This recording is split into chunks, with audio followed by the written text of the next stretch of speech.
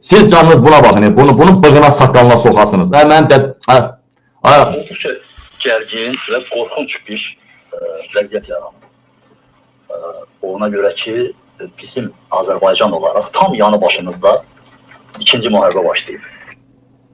Neyse, o üçün bu Oğraş oğlu, bu qəhbənin balası, bu masturbasiya ilə barmaq dənəmələ gələn Rauf Harifoğlu, tozun üz qarası, bütün estağfurullah. Neyse, üz qarası, bu Oğraş, bu Peysər, hökumətin verbovk elədiyi, böyük miqdarda ildə, ayda pul ayırdığı, bu Rauf Göt oğlu Göt, bu. Bunun arvadının, bunun ana bağışçısının, Fuat Muradov bunlar Alikin oğlu, hər neyse. Deyir ki, İlham Əliyev 100 il sonra nə baş verəcəyini bilir, ona görə də quru sərhədlərini bağlayıb. Buradan sual verirəm, Rauf Harifoğlu. İlham Əliyev Lukashenko ilə hansı arvadı, hansı pozada yatır, onu da bilirdi mi? 100 il qabağı bilən adam, bütün dünya danışdığı Mehribanla Lukashenko sevgilisindən, yəni o Netanyahu ilə Mehribanın sevgili olmağından bütün dünya danışır. İlham Əliyev hansı pozada? Mehriban bununla mı yaxşı yatırdı İlham Əliyevdən, yoxsa dost qüvvələrlə mi? Bunu da İlham Əliyev bilirdi mi? Ha? Bilirdi mi? İlham Əliyev bilirsə prezident olacaq, Cişdillaq oğlu Cişdillaq 17 yaşında, 18 yaşında cəmaatın başına niyə? Cişdillaq oğlu Cişdillaq İlham Əliyev bir prezident olacağını bilibsə, Ebru Gündeşin niyə orasını burasını ləqəb alırdı? Niyə götünü qumara qoyurdu, arvadını qumara qoyurdu? Gedişinlə məşğulə, Rauf Harifoğlu, çənəsinə bax çənəsinə, çənəsinə bax, çənəsinə bax çənəsinə, bir başa çənəsi yoxdur mu belə çənəsinin? Bir başa çənəsini ağzına almaqdan çənəsi görünə boyda olubdur, ona bax. Dil ağzına yerləşmir, bunu danışına bax.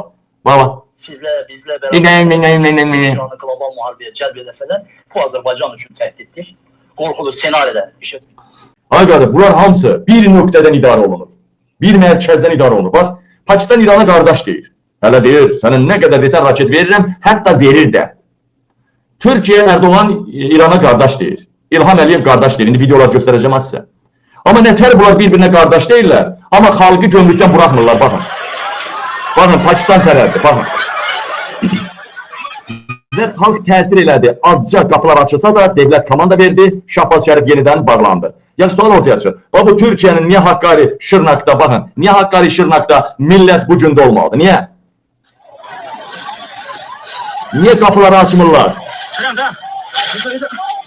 Niyə qapıları açmırlar? Niyə qapıları açmırlar? Sizin qardaşlığınız başınıza dəysin. Din qardaşlığınız başınıza dəysin. Sizin dostluğunuz başınıza dəysin. Sizin qonşuluğunuz başınıza dəysin. Sizin kreslolarınız başınıza dəysin, hamınızın.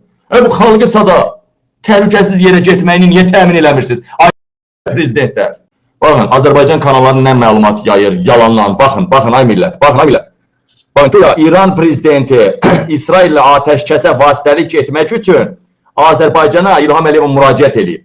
Altdan da yazılır, Allah prezidentimizi qorusun. Pox yiyir İlham Əliyev. Yalan söhbəti abi.